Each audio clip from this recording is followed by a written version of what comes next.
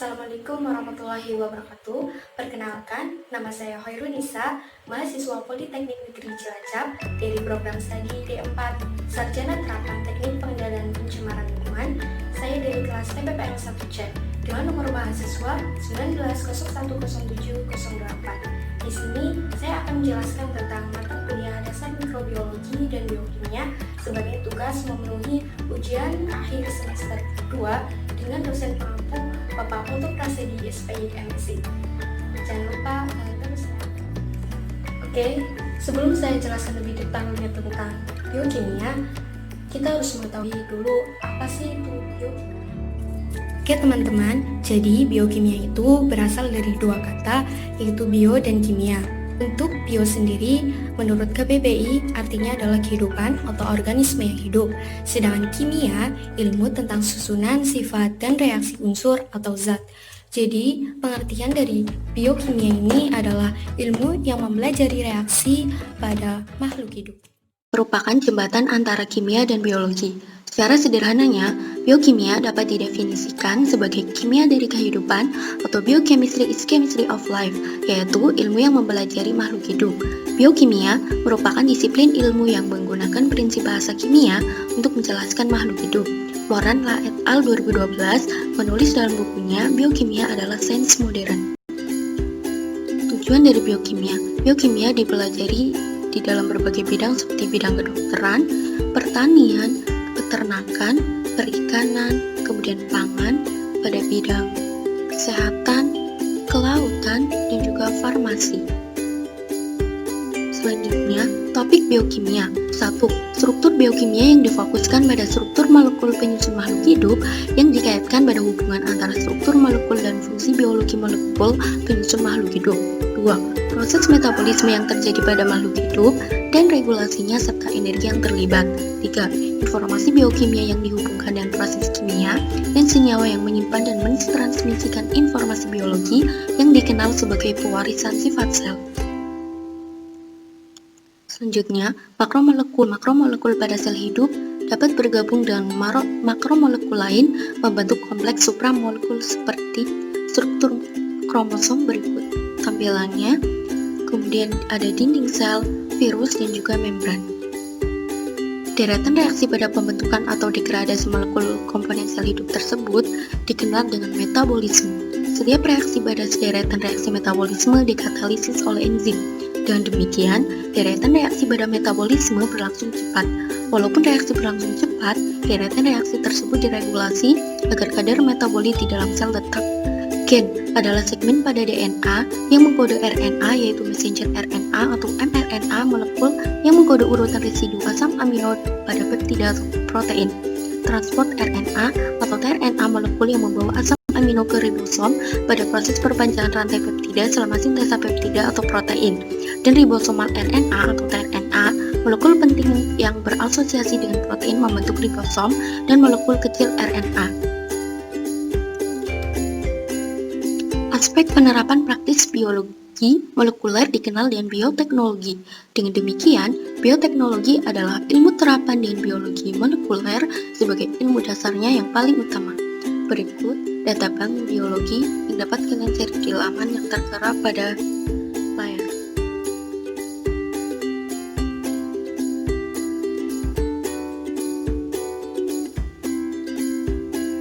Selanjutnya, karakteristik makhluk hidup. 1. Makhluk hidup tersusun atas sel. Makhluk hidup yang paling sederhana terdiri dari satu sel, sedangkan yang lebih kompleks tersusun dari banyak sel. Setiap isi sel dilindungi oleh membran sitoplasma.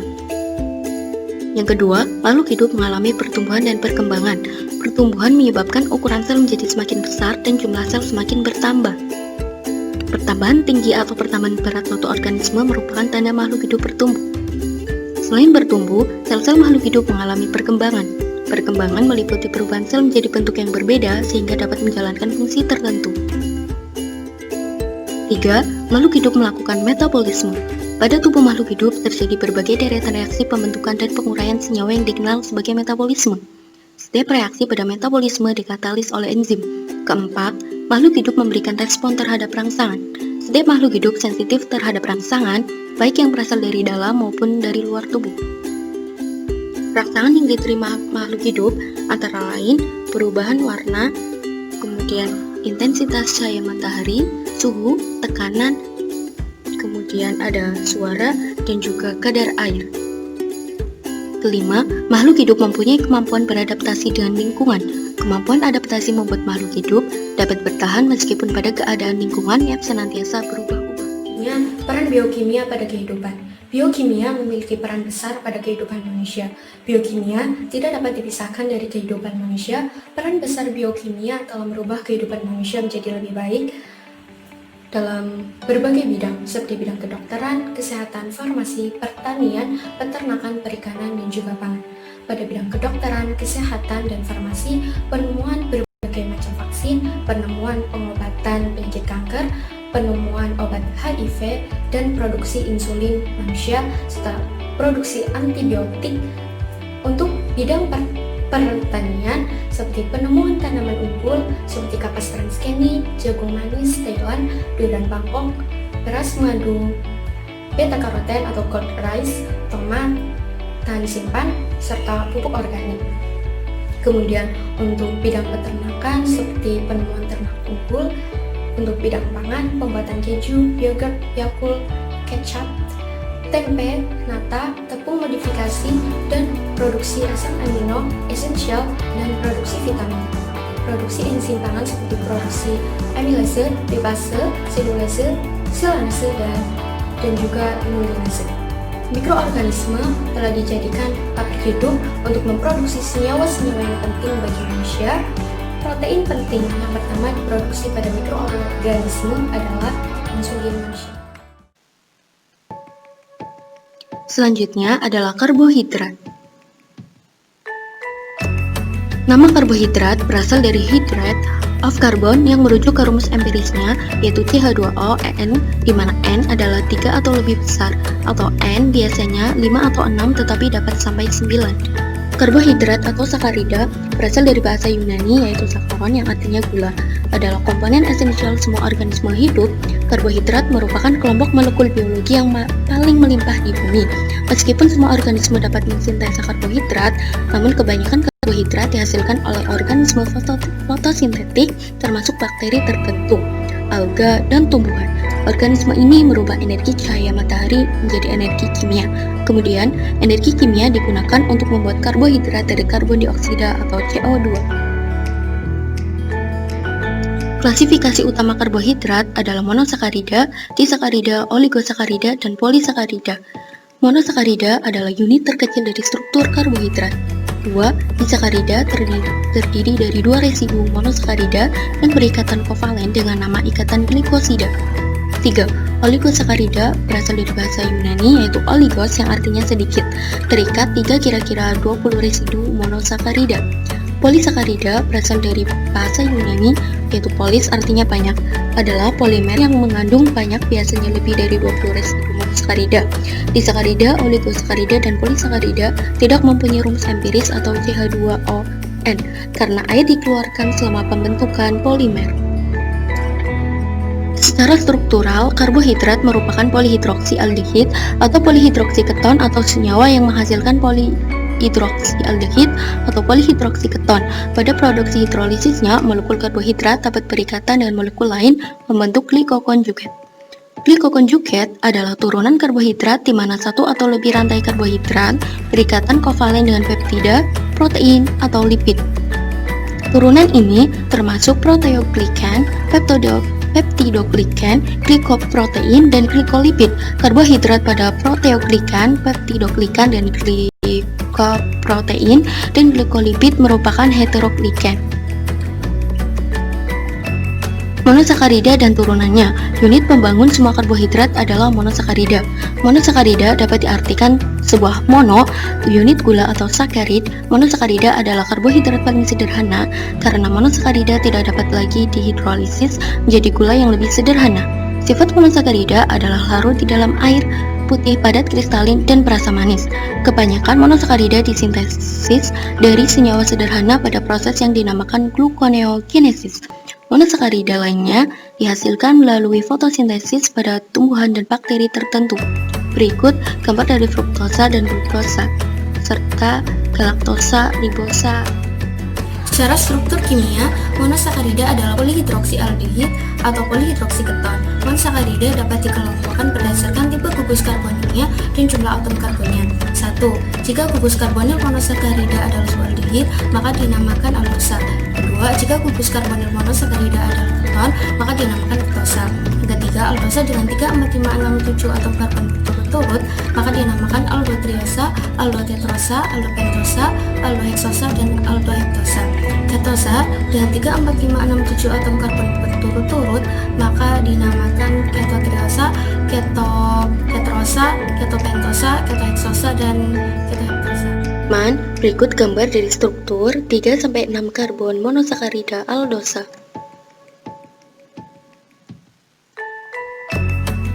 Turunan monosakarida: sugar fosfat, deoksisugar dan aminosugar, sugar alkohol, dan sugar aksid. Monosakarida dan turunannya mempunyai singkatan yang digunakan untuk menggambarkan polisakarida yang lebih kompleks. Singkatan yang diterima adalah 3 huruf dengan akhiran pada beberapa kasus. Berikut tabel monosakarida dan turunannya serta singkatan yang digunakan. Selanjutnya, disakarida dan turunannya. Disakarida dibentuk ketika karbon anomerik dari satu molekul monosakarida berinteraksi dengan satu dari beberapa gugus hidroksil molekul monosakarida lainnya. Molekul maltosa mempunyai hemiasetal disakarida yang paling umum ditemui adalah maltosa, gula, gandum, selobiosa, laktosa atau gula susu, dan sukrosa atau gula tebu. Pembentukan maltosa, ini dia gambarnya. Kemudian, ini adalah struktur dari disakarida. Selanjutnya, maltosa adalah disakarida yang dilepaskan selama hidrolisis pati. Maltosa disusun oleh 2 molekul demin glukosa yang dihubungkan oleh ikatan alfamin glikosidik. Sedangkan selobiosa adalah disakarida yang berulang pada struktur selulosa. Suatu polisakarida tanaman, selobiosa dilepaskan selama hidrolisis selulosa. Perbedaan antara maltosa dan selobiosa adalah ikatan glikosidik. Pada selobiosa adalah beta, sedangkan pada maltosa adalah alfa. Sukrosa merupakan disakarida yang paling melimpah di alam. Sukrosa dinamakan juga gula meja. Sukrosa disintesa hanya pada tumbuh-tumbuhan. Sukrosa banyak terdapat pada tanaman tebu. Kemudian, konfigurasi dari residu glukopiranos dan fruktofuranos di dalam sukrosa adalah tetap, dan tidak ada residu yang bebas dalam kesetimbangan antara anomer alfa dan beta. Sedangkan laktosa merupakan disakarida utama yang terdapat pada susu. Laktosa disintesa pada kelenjar susu. Oligosakarida dan turunannya. Pada sel, oligosakarida paling banyak terdiri dari 3 atau lebih unit residu monosakarida. Oligosakarida ini tidak berada dalam keadaan bebas, tetapi saling berikatan dengan molekul non-gula seperti lipid membentuk glikolipid, protein membentuk glikoprotein yang keduanya mempunyai fungsi pengatur. Glikoprotein dan glikolipid adalah glikokonjugat. Contoh oligosakarida yang tidak terikat dengan molekul lain adalah fructooligosaccharid atau disingkat FOS dan galactooligosaccharid yang disingkat GOS. Selanjutnya, polisakarida dan turunannya. Kebanyakan karbohidrat yang ditemukan di alam sebagai polisakarida. Polisakarida dinamakan glikan, antara glikan dapat berbeda dalam hal unit monosakarida penyusunnya. Panjang rantai polisakarida, tipe ikatan antara unit monosakarida dan jumlah derajat percabangan, polisakarida dapat dikelompokkan menjadi 2 kelompok besar, yaitu hemopolisakarida dan heteropolisakarida. Homopolisakarida dinamakan juga homoglikan, yaitu polisakarida yang mengandung hanya satu tipe residu monosakarida. Sedangkan heteropolisakarida dinamakan juga heteroglikan, yaitu polisakarida yang mengandung residu monosakarida lebih dari satu tipe. Homoglikan dan heteroglikan dapat berbentuk rantai lurus atau bercabang. Beberapa homoglikan berfungsi sebagai molekul penyimpan energi seperti pati dan glikogen. Sebagian homoglikan yang lain berfungsi sebagai elemen struktural dinding sel tumbuhan, yaitu selulosa, dan rangka luar hewan, yaitu kitin. Heteroglikan ini menyediakan pendukung ekstraseluler untuk semua kingdom. Selulosa, pati, dan glikogen adalah contoh homoglikan, sedangkan polimer pada peptidoglikan termasuk kelompok heteroglikan. Oke teman-teman, berikut adalah gambar dari polisakarida rantai lurus dan bercabang. Untuk gambar A, homoklikan rantai lurus dan bercabang. B, heteroklikan rantai lurus dan bercabang. Dan ini adalah tabel polisakarida penting pada bakteri, tumbuhan, dan binatang.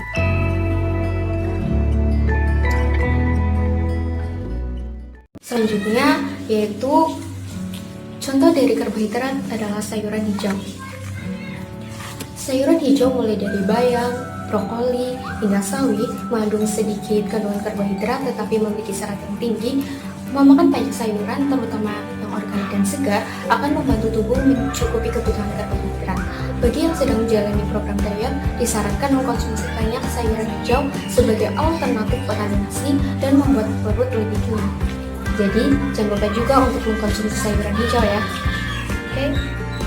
Dan contoh dari karbohidrat selanjutnya adalah jagung.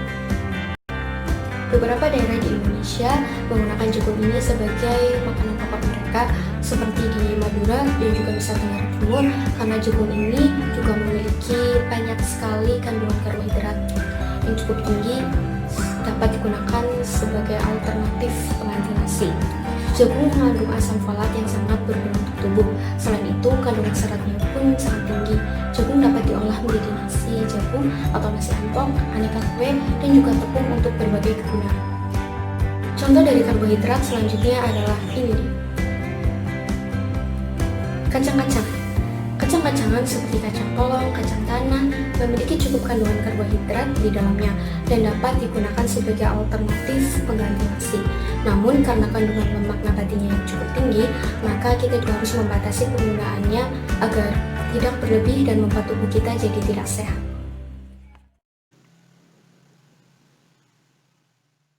Selanjutnya saya akan menjelaskan tentang protein. Apa sih itu protein? Jadi protein itu berasal dari bahasa Yunani yaitu protos yang berarti yang paling utama. Protein di dalam sel mempunyai peranan penting sehingga diartikan yang paling utama. Peranan protein di dalam sel. Protein melakukan paling banyak pekerjaan di dalam sel. Di antara fungsi dari protein, yang pertama yaitu sebagai perlindungan terhadap infeksi, yang kedua sebagai katalis reaksi metabolik, dan yang ketiga sebagai dukungan dan kekuatan mekanik. Semua fungsi protein tersebut adalah esensial untuk kehidupan sel. Protein merupakan kelompok molekul makanan yang penting karena protein menyediakan organisme tidak hanya karbon dan hidrogen, tetapi juga nitrogen dan sulfur. Nitrogen dan sulfur tidak tersedia pada lemak dan karbohidrat, yang merupakan kelompok molekul makanan utama lainnya. Protein bervariasi bentuknya. Walaupun demikian, bentuk protein dapat dikelompokkan dua, yaitu protein globular dan protein fibrous. Apa itu protein globular? Yaitu protein yang larut di dalam air. Makromolekul ini berbentuk seperti bola dan karakteristik pada bagian dalam protein hidrofobik dan pada permukaan protein hidrofilik. Oleh sebab itu, protein globular larut di dalam air. Kebanyakan protein globular adalah enzim, sedangkan protein fibrous adalah protein struktural yang menyediakan dukungan mekanik pada sel dan organisme. Protein ini dirancang khusus seperti kabel besar atau lembaran. Sebagai contoh adalah alfa-mekratin, komponen utama rambut dan kuku, kolagen, komponen utama tanduk, kulit, tulang, dan gigi. Contoh lain protein struktural adalah komponen protein virus, bakteriophage, spora, dan juga polen. Nah, asam amino dan protein alami. Protein adalah polimer dari asam amino. Semua organisme menggunakan 20 asam amino yang sama sebagai unit membangun suatu molekul protein. Ke-20 asam amino ini adalah asam amino normal yang terdapat pada protein alami. Kemudian, asam amino pertama yang ditemukan adalah asparagin pada tahun 1806, sedangkan asam amino yang terakhir ditemukan adalah treonin yang belum teridentifikasi sampai tahun 1938. Protein alami terdiri dari kombinasi ke-20 asam amino. Ke-20 asam amino ini adalah albumin amino acid.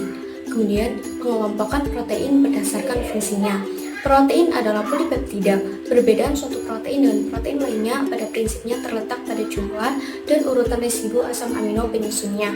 Kombinasi 20 asam amino menghasilkan protein dengan urutan residu asam amino tertentu yang akan menentukan sifat dan fungsinya. Fungsi biologi protein. Enzim adalah katalis biologi. Enzim mengkatalis hampir semua reaksi yang terjadi di dalam makhluk hidup.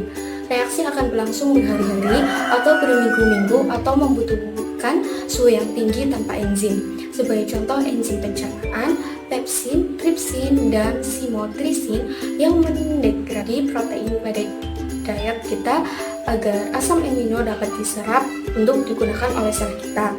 Protein pertahanan termasuk antibodi, juga dinamakan imunoglobulin, yang merupakan molekul protein yang mempunyai spesifik tinggi. Protein ini dihasilkan oleh sel khusus dari sistem imun dan berperan merespon antigen asing. Antigen asing ini termasuk seperti bakteri dan virus yang menginfeksi tubuh kita. Kemudian, protein transport membawa material dari satu tempat ke tempat lainnya di dalam tubuh. Protein transport transferin membawa besi dari liver ke sumsum tulang, di mana besi digunakan untuk mensintesa gugus hem untuk hemoglobin. Hemoglobin merupakan protein yang berikatan dan membawa O2 dan CO2 di dalam sel darah merah, sedangkan mioglobin merupakan protein penyimpan oksigen. Kemudian, protein mengontrol banyak aspek dari fungsi sel, termasuk metabolisme dan reproduksi, suhu tubuh, pH darah, kadar glukosa darah harus diatur dengan hati-hati. Banyak hormon yang mengatur fungsi tubuh seperti insulin, glukagon adalah protein. Protein struktur menyediakan pendukung mekanik untuk sebagian besar binatang dan menyediakan penutup luar. Rambut dan kuku kita adalah sebagian besar tersusun dari protein keratin. Protein lainnya menyediakan kekuatan mekanik untuk tulang kita, urat atau tendon, dan kulit. Kemudian, protein pergerakan perlu untuk semua bentuk pergerakan. Otot kita yang termasuk otot yang paling penting adalah jantung.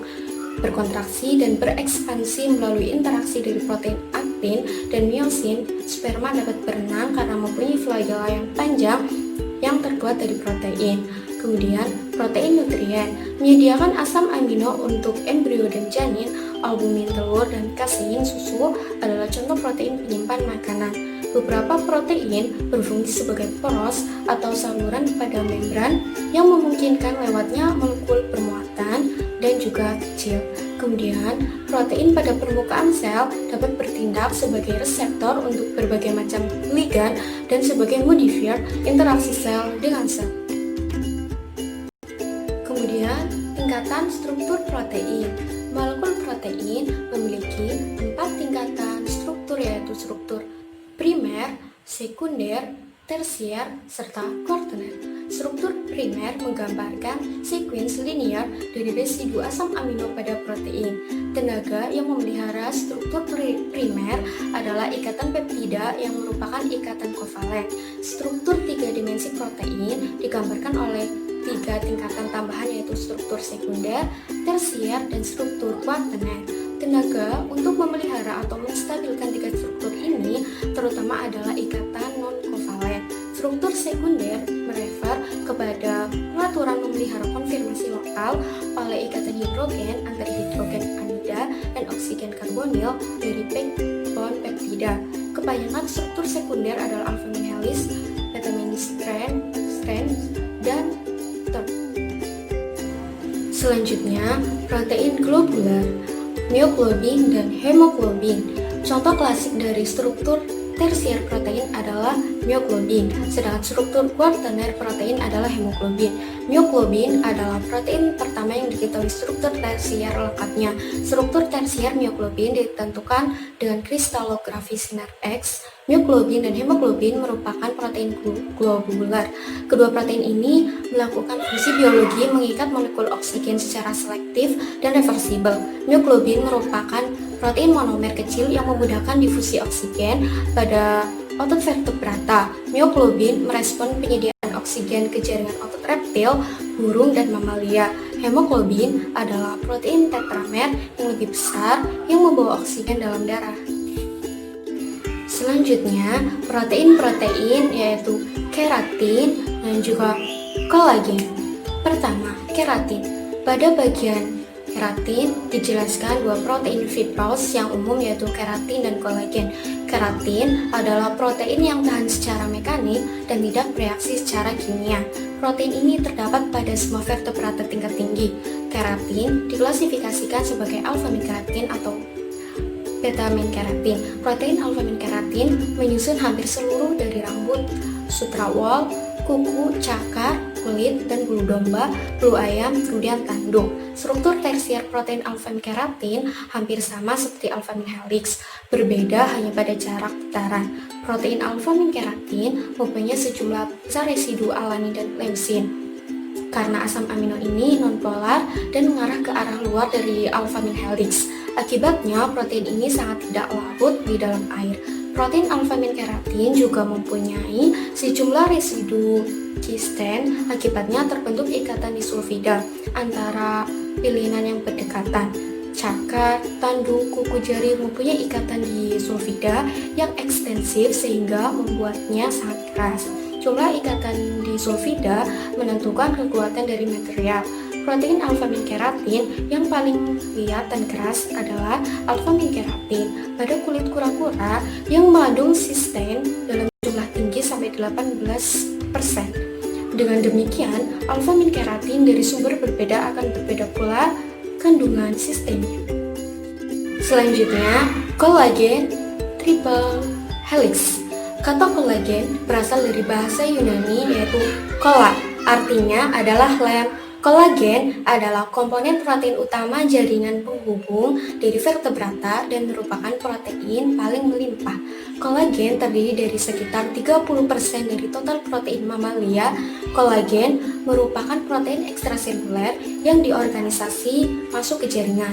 Kolagen cocok perannya sebagai komponen utama jaringan pengikat seperti pada tulang, gigi, tulang rawan, kemudian urat, matrik organik dari tulang, dan kornea mata. Jaringan pengikat juga menyelubungi pembuluh darah, membentuk dan mengikat sel bersama-sama menjadi jaringan. Urat sebagian besar tersusun atas kolagen. Kemudian, denaturasi protein. Kehidupan berada pada range pH dan suhu yang sempit. Suhu dan pH yang ekstrim mempunyai efek yang besar pada konformasi protein, yaitu menyebabkan molekul protein kehilangan karakteristik bentuk tiga dimensinya. Perubahan ini menyebabkan fungsi protein menurun atau hilang sama sekali.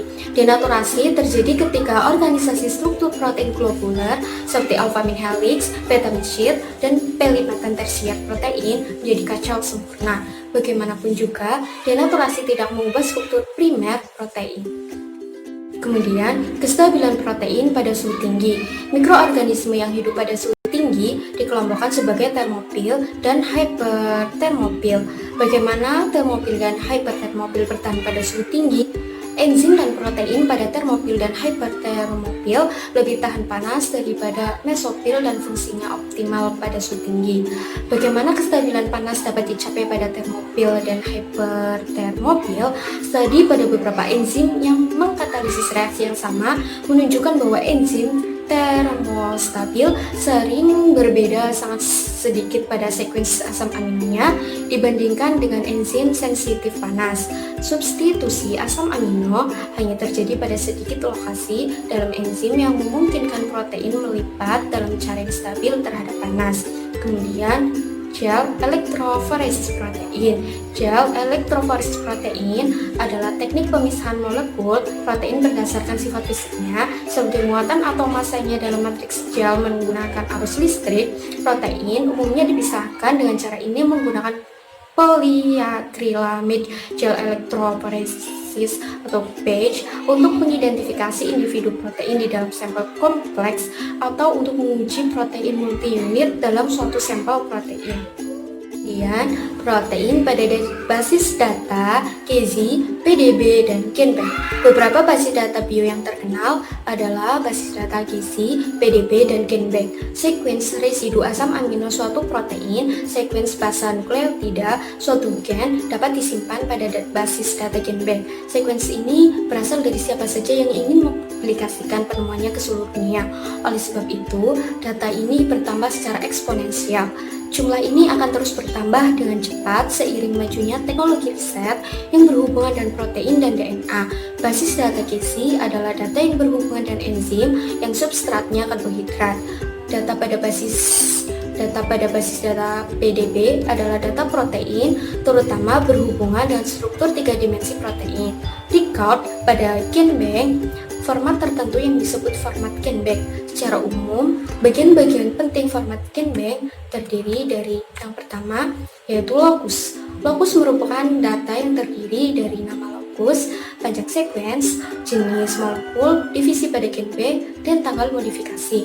Yang kedua, definisi adalah uraian singkat sekuens organisme, nama, dan fungsi gen. Yang ketiga, accession, penomoran unik bagi setiap record. Yang keempat adalah versi. Pada nomor accession terdapat 1 digit yang merupakan versi. Versi ini terutama jika terdapat perubahan atau update data pada GenBank. Yang kelima, GI atau Gen Info Identifier adalah nomor identifikasi untuk sekuens nukleotida. Jika ada perubahan, maka nomor GI pun berubah. Yang keenam adalah keyword atau kata atau frasa yang mendeskripsikan sekuens. Yang ketujuh adalah source, informasi mengenai organisme sumber sekuens. Yang kedelapan adalah reference, menguraikan publikasi-publikasi yang memuat dan mendiskusikan sekuens yang direcord di GenBank. Yang kesembilan, feature, informasi mengenai gen dan produk yang dihasilkan oleh gen tersebut.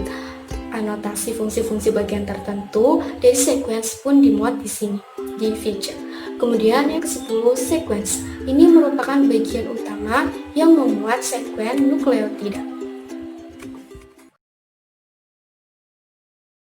Contoh protein yang pertama adalah telur.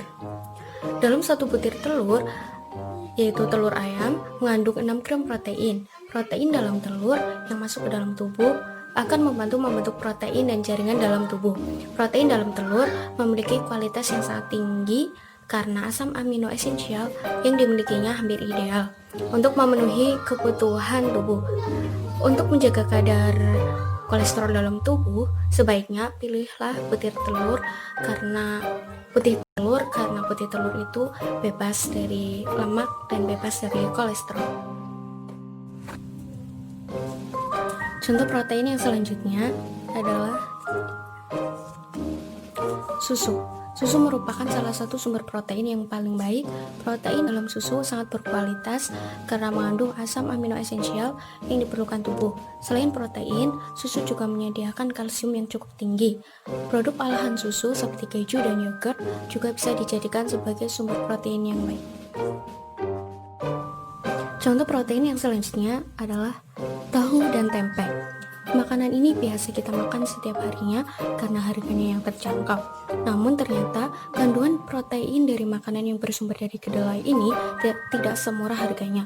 Dalam takaran 100 gram tempe memiliki kandungan protein sebesar 20,8 gram, sedangkan tahu memiliki kandungan protein sebanyak 10,9 gram per 100 gramnya. Selain mudah untuk didapatkan, tempe dan tahu juga sangat mudah untuk diolah menjadi berbagai kreasi hidangan yang pasti disukai seluruh anggota keluarga. Senyawa makro dan mikro pada makhluk hidup. Pertama, senyawa makro seperti nitrogen. Unsur nitrogen dengan lambang unsur N sangat berperan dalam pembentukan sel, tanaman, jaringan, dan organ tanaman. Nitrogen memiliki fungsi utama sebagai bahan sintetis klorofil, protein, dan asam amino.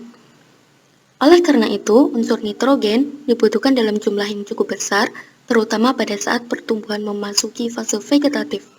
Terdapat 2 bentuk nitrogen, yaitu amonium atau NH4 dan nitrat NO3.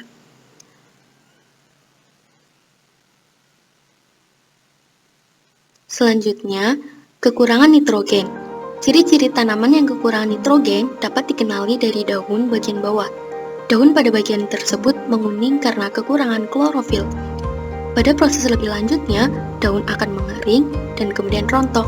Tulang-tulang di bawah permukaan daun muda akan tampak pucat, pertumbuhan tanaman melambat, kerdil dan lemah, akibatnya produksi bunga dan biji pun akan rendah. Kelebihan nitrogen jumlah nitrogen pun perlu diwaspadai. Ciri-ciri tanaman apabila unsur N-nya berlebih adalah warna daun yang terlalu hijau. Tanaman rimbun dengan daun, proses pembuangan menjadi lama. Adenium bakal bersifat sekulen karena mengandung banyak air. Hal itu menyebabkan tanaman rentan terhadap serangan jamur dan penyakit, serta mudah roboh. Produksi bunga pun akan menurun. Selanjutnya adalah fosfor, merupakan komponen penyusun dari beberapa enzim protein ATP, RNA, dan DNA. ATP penting untuk proses transfer energi, sedangkan RNA dan DNA menentukan sifat genetik dari tanaman. Unsur fosfor juga berperan pada pertumbuhan benih, akar, bunga, dan buah. Kekurangan fosfor, ciri-ciri dimulai dari daun tua menjadi keunguan dan cenderung kelabu, tapi daun menjadi coklat, tulang daun muda berwarna hijau gelap. Untuk kelebihan dari fosfor, kelebihan fosfor menyebabkan penyerapan unsur lain terutama unsur mikro seperti besi atau Fe, tembaga, dan zinc terganggu, namun gejalanya tidak terlihat secara fisik pada tanaman. Kemudian kalium. Unsur kalium berperan sebagai pengatur proses fisiologi tanaman seperti fotosintesis, akumulasi, translokasi, transportasi karbohidrat, membuka menutupnya stomata, atau mengatur distribusi air dalam jaringan dan sel. Kekurangan unsur ini menyebabkan daun seperti terbakar dan akhirnya gugur. Unsur kalium diserap lebih cepat oleh tanaman dibandingkan kalsium dan magnesium. Jika unsur kalium berlebih, gejalanya sama dengan kekurangan magnesium, sebab sifat antagonisme antara kalium dan magnesium lebih besar daripada sifat antagonisme antara kalium dan kalsium. Untuk kekurangan kalium, kekurangan K terlihat dari daun yang paling bawah yang kering atau ada bercak hangus. Kekurangan unsur ini menyebabkan daun seperti terbakar dan akhirnya gugur. Bunga mudah rontok dan gugur, tepi daun hangus, daun menggulung ke bawah dan rentan terhadap serangan penyakit. Untuk kelebihan kalium, kelebihan K menyebabkan penyerapan Ca dan Mg terganggu. Pertumbuhan tanaman terhambat sehingga tanaman mengalami defisiensi. Magnesium adalah aktivator yang berperan dalam transportasi energi beberapa enzim di dalam tanaman. Unsur ini sangat dominan keberadaannya di daun, terutama untuk ketersediaan klorofil. Jadi, kecukupan magnesium sangat diperlukan untuk memperlancar proses fotosintesis. Kekurangan magnesium menyebabkan sejumlah unsur tidak terangkut karena energi yang tersedia sedikit. Kelebihan magnesium tidak menimbulkan gejala yang ekstrim. Kemudian kalsium. Unsur ini yang paling berperan adalah pertumbuhan sel. Ia komponen yang menguatkan dan mengatur daya tembus serta merawat dinding sel. Perannya sangat penting pada titik tumbuh akar. Bahkan bila terjadi deviensi Ca, pembentukan dan pertumbuhan akar terganggu dan berakibat penyerapan hara terhambat. Ca berperan dalam proses pembelahan dan perpanjangan sel dan mengatur distribusi hasil fotosintesis. Kekurangan kalsium. Gejala kekurangan kalsium yaitu titik tumbuh lemah, terjadi perubahan bentuk daun mengeriting, kecil, dan akhirnya pun rontok. Untuk kelebihan dari kalsium tidak berefek banyak, hanya mempengaruhi pH tanah. Kemudian sulfur. Kelebihan sulfur pada umumnya dibutuhkan tanaman dalam pembentukan asam amino cysteine, dan metionin. Di samping itu, sulfur juga merupakan bagian dari biotin, tiamin, koenzim A, dan glutathione. Diperkirakan 90% sulfur dalam tanaman ditemukan dalam bentuk asam amino yang salah satu fungsi utamanya adalah penyusun protein, yaitu dalam pembentukan ikatan disulfida antara rantai-rantai peptida. Belerang atau sulfur merupakan bagian konstituen dari hasil metabolisme senyawa-senyawa kompleks. Belerang juga berfungsi sebagai aktivator, kofaktor atau regulator enzim dan berperan dalam proses fisiologi tanaman. Kekurangan sulfur. Jumlah S yang dibutuhkan oleh tanaman sama dengan jumlah fosfor. Kekurangan sulfur ini dapat menghambat sintesis protein, dan hal inilah yang dapat menyebabkan terjadinya klorosis seperti tanaman kekurangan nitrogen. Kemudian senyawa mikro. Contoh yang pertama adalah boron. Boron memiliki kaitan erat dengan proses pembentukan, pembelahan, dan diferensiasi, dan pembagian tugas sel. Hal ini terkait dengan perannya dalam sintetis RNA, bahan dasar pembentukan sel. Boron diangkut dari akar ke tajuk tanaman melalui pembuluh xilem. Kekurangan boron. Daun berwarna lebih gelap dibanding daun normal, tebal, dan mengkerut. Kelebihan dari boron, ujung daun kuning dan mengalami nekrosis. Yang selanjutnya adalah tembaga. Fungsi penting tembaga adalah sebagai aktivator dan membawa beberapa enzim. Dia juga berperan membantu kelancaran proses fotosintesis, membentuk klorofil, dan berperan dalam fungsi reproduksi. Kekurangan dari tembaga, daun berwarna hijau kebiruan, tunas daun menguncup dan tumbuh kecil, pertumbuhan bunga pun terhambat. Untuk kelebihan dari tembaga ini, tanaman tumbuh kerdil, bercabangan terbatas, pembentukan akar terhambat, akar menebal, dan berwarna gelap. Selanjutnya adalah seng atau zinc, hampir mirip dengan Mn dan Mg, sangat berperan dalam aktivator enzim, pembentukan klorofil, dan membantu proses fotosintesis. Kekurangan seng, pertumbuhan lambat, jarak antar pokok pendek, daun pun kerdil. Untuk kelebihan dari seng, kelebihan seng tidak menunjukkan dampak nyata. Kemudian Fe, kekurangan besi ditunjukkan dan gejala klorosis dan daun menguning atau nekrosa. Kelebihan besi, pemberian pupuk dengan kandungan Fe tinggi menyebabkan nekrosis yang ditandai dengan munculnya bintik-bintik hitam pada daun. Besi atau ferro-Fe berperan dalam proses pembentukan protein sebagai katalisator pembentukan klorofil. Besi berperan sebagai pembawa elektron pada proses fotosintesis dan respirasi, sekaligus menjadi aktivator beberapa enzim. Kemudian, mangan. Fungsi unsur hara mangan yang pertama diperlukan oleh tanaman untuk pembentukan protein dan vitamin, terutama vitamin C. B. Berperan penting dalam mempertahankan kondisi hijau daun pada daun yang tua. C. Berperan sebagai enzim feroksidase dan sebagai aktivator macam-macam enzim. D. Berperan sebagai komponen penting untuk lancarnya proses asimilasi. Mangan diperlukan dalam kultur kotiledon selada untuk memacu pertumbuhan jumlah pucuk yang dihasilkan. Selanjutnya, natrium atau Na. Kelebihan natrium terlibat dalam osmosis atau pergerakan air dan keseimbangan keseimbangan ion pada tumbuhan. Salah satu kelebihan efek negatif Na adalah bahwa dapat mengurangi ketersediaan K. Kekurangan natrium daun-daun tanaman bisa menjadi hijau tua dan tipis. Tanaman cepat menjadi layu. Next, selanjutnya saya akan membahas tentang reaksi enzim dan enzimatis. Enzim merupakan protein atau molekul berbasis protein yang mempercepat reaksi kimia dalam tubuh organisme. Perannya adalah sebagai katalis untuk reaksi kimia, di mana ini artinya enzim mendorong perubahan satu set reaktan atau substrat menjadi produk tertentu. Sifat-sifat enzim. Setiap jenis enzim hanya mampu menjadi katalis dari satu jenis reaksi kimia. Salah satu contohnya adalah enzim protease yang memecah protein tidak mampu memecah protein atau karbohidrat atau biokatalisator. Sensitif terhadap suhu, terhadap perubahan pH, bekerja secara spesifik, kemudian termolabil. Reaksi enzim. Cara kerja enzim di dalam suatu reaksi metabolisme pada tubuh organisme ialah dengan menurunkan energi aktivasi, yakni energi yang dibutuhkan untuk dapat memulai suatu reaksi. Dengan meminimalkan cost, maka proses yang berlangsung juga akan dapat lebih cepat.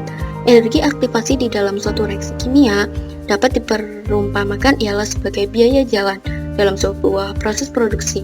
Semakin rendah biaya jalannya, maka makin akan cepat prosesnya. Adapun cara kerja enzim dalam mempercepat reaksi kimia ialah dengan berinteraksi bersama substrat. Setelah itu, substrat tersebut akan diubah menjadi sebuah produk. Teori gembok dan kunci. Kenapa disebut sebagai teori gembok dan kunci, yang dimana enzim diilustrasikan sebagai kunci dan substrat diistilahkan dengan gembok, karena gembok dan kunci akan memiliki kecocokan sisi yang sama untuk bisa membuka ataupun sebaliknya. Kemudian teori induksi. Daniel Koslen pada tahun 1958 adalah yang menggunakan teori ini. Enzim mempunyai sisi aktif yang fleksibel. Meski demikian, sisi aktif enzim tersebut memiliki titik-titik pengikatan yang sama atau spesifik, sehingga hanya substrat yang memiliki titik-titik pengikatan yang spesifik sama yang akan menginduksi sisi aktif dari enzim sehingga pas atau membentuk seperti substrat. Teori induksi inilah yang mampu menjawab kekurangan dari teori gembok dan kunci sebelumnya. Oleh karena itu, teori induksi yang dikemukakan oleh Daniel Koslen pada 1958 merupakan sebuah teori yang paling banyak diakui oleh para peneliti untuk dapat menjelaskan cara kerja enzim. Kemudian, reaksi enzimatis. Reaksi enzimatis adalah reaksi yang melibatkan bantuan enzim sebagai katalisator dalam suatu reaksi biologi. Enzim memberikan suatu lingkungan yang spesifik di dalam sisi aktifnya, sehingga reaksi secara anergenik dapat lebih mudah terjadi. Perbedaan antara energi reaktan atau fase awal dengan energi produk atau fase akhir, selisih energi bebas standar atau alfa G0. Enzim mempercepat reaksi tetapi tidak mengubah kesetimbangan reaksi atau alfa G0. Cara kerja enzim min kon. Substrat terikat atau interaksi non-kovalen. E plus S, strip ES, strip EP, strip E plus P. Kekuatan enzim di dalam mengangkat tali suatu reaksi atau kemampuan enzim membawa substrat bersama-sama pada orientasi yang tepat untuk terjadinya suatu reaksi. Substrat terikat pada sisi aktif, cekukan pada protein yang berisi asam amino yang penting untuk terjadinya reaksi kimia. Terima kasih. Semoga PowerPoint ini yang saya sampaikan bisa bermanfaat untuk teman-teman semuanya dan insan terdidik. Mohon maaf apabila banyak sekali kekurangan dan kesalahan. Wassalamualaikum warahmatullahi wabarakatuh.